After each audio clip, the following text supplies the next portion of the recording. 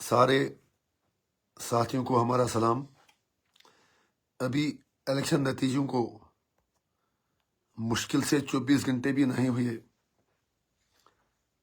कि उमर अब्दुल्ला साहब ने दफ़ा 370 की बहाली की जद्दोजहद के हवाले से 24 घंटे में 2 यू टर्न ले लिए। पहले उन्होंने कहा कि वो बीजेपी से 370 वापस मांगने की बात नहीं करेंगे। उन्होंने मोदी जी की तारीफें करना शुरू की।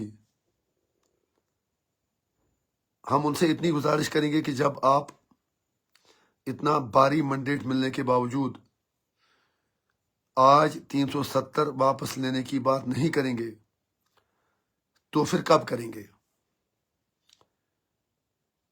एक तरफ आपका दावा है कि आप सियासी जद्दोजहद के जरिए 370 वापस लाएंगे। आपने वोट भी इसी चीज पर ले लिया, लेकिन अब आप कह रहे हैं कि बीजेपी से 370 मांगना फजूल है। लेकिन उमर साहब, मैं खुलूस की बुनियाद पर आपसे कहता हूं कि पॉलिटिकल लीडरशिप का काम ही वो बात मनवाना होता है जो बज़ाहिर नामुमकिन लगे। It is not like a cake that you will get and eat it up. आप हों, कोई और हों, जिसको भी पब्लिक मैंडेट मिले या जो भी पॉलिटिक्स में हो, उससे लोगों की एस्पिरेशंस को फिल अप करने के लिए पॉलिटिकल प्रेशर बनाना होता है। लेकिन मुझे अफसोस से कहना पड़ता है कि आपने लड़ाई शुरू होने से पहले ही हार तस्लीम कर ली। ये आपका काम है कि आपके पास रोड मैप क्या है जिससे आप बीजेपी सरकार को 370 वापस लेने पर मजबूर करेंगे।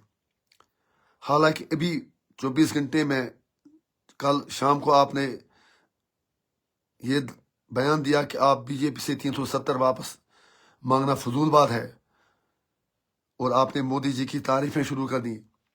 लेकिन आज आपका बयान अभी मैंने किसी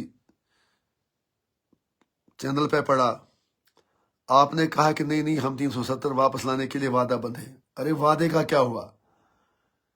वादा तो शेख साहब ने रायशुमारी का भी किया था, वादा तो फारूक साहब ने 1953 की बहाली का भी किया था। जब आपको इतना भारी मैंडेट मिले तो आपको कुछ कंक्रीट स्टेप उठाने पड़ेंगे। मैं एआईपी की तरफ से आपको वादा करता हूं, यकीन दिलाता हूं कि जो कोई भी अच्छा कदम आप उठाएंगे हम आपकी सपोर्ट करेंगे, चाहे पार्लियामेंट हो, असेंबली हो, आम लोग हों। अगर आप बिल्कुल प्रो पीपल इनिशिएटिव्स ले लेंगे, अगर आप बिल्कुल मरकजी सरकार से आंखों में आंखें डालकर बात करेंगे, हमें कोई एतराज नहीं है आपका सपोर्ट करने में। लेकिन मुझे अफसोस है कि आपने कल साफ तौर से कहा कि 370 की वापसी का इस वक्त बात करना मुनासिब नहीं। आपने कहा कि let us leave that matter to now, let us leave that matter as of now. It is unfair, ये नाइंसाफी है। और जिस तरह आपने कल फिर, मैं क्या बताऊं आपको, फिर आपने अचानक बीजेपी सरकार की तारीफें की,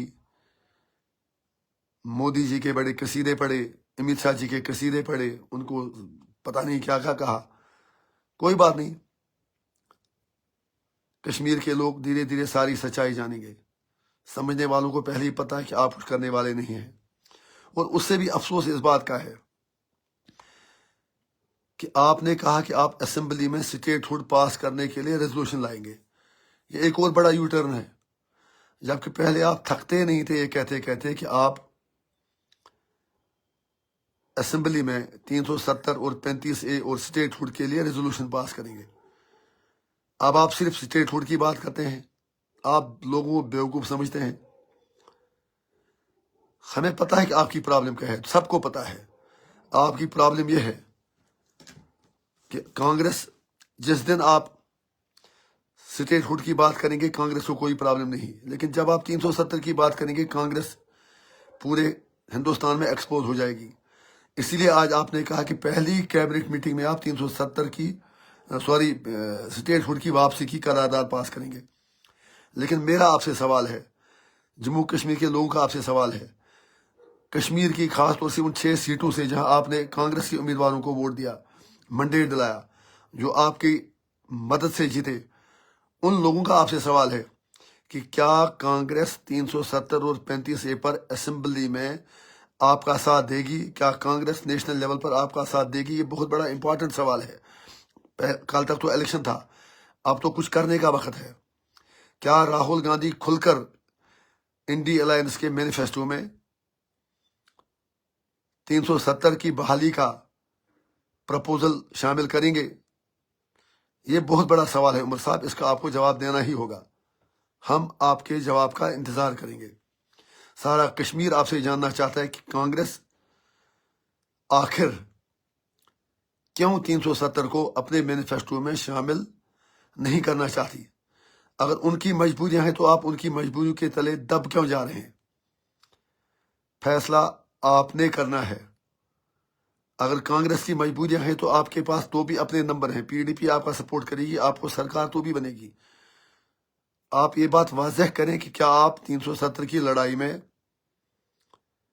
कांग्रेस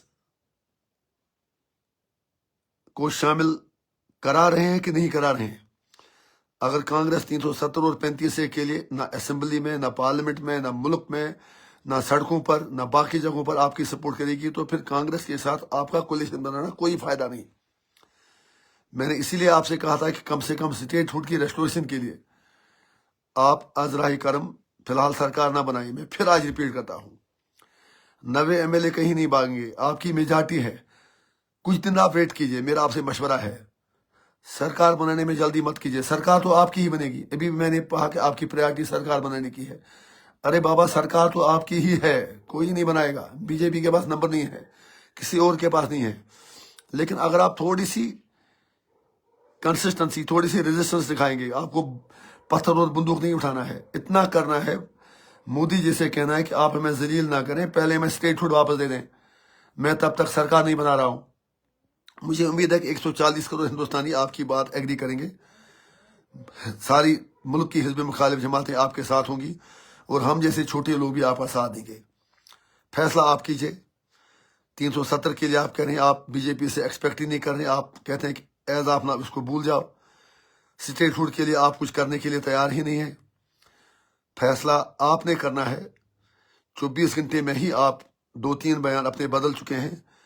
आगे आपको क्या करना है, सारा जम्मू कश्मीर, सारी दुनिया देख रही है। हमें आपके फैसले का इंतज़ार रहेगा। हम आपके हर अच्छे कदम का साथ देंगे, मैं आपसे वादा करता हूं। और जहां हमें लगे कि आप जम्मू कश्मीर के लोगों के मफादात की बेखनी कर रहे हैं, जो कि वाकई आप करेंगे, जिसका मुझे पूरा विश्वास है, वहां tooth and nail Awami Ittehad Party आपके खिलाफ खड़ी होगी। और जहां आप कोई प्रो पीपल मुंह उठाएंगे, वहां मुखालफत बराए मुखालफत बिल्कुल नहीं करेंगे, बल्कि आपके साथ रहेंगे। फिलहाल इतना बताइए कि आप क्यों ये कह रहे हैं कि बीजेपी से 370 मांगना फजूल है। अगर बीजेपी की सरकार 20 साल तक रहे, 10 साल तक रहे, फिलहाल 5 साल तक है, तो क्या फिर 5 साल तक आप अपने मुंह पर ताले चढ़ाएंगे और कश्मीरियों के मुंह पर भी ताले चढ़ाएंगे? शुक्रिया।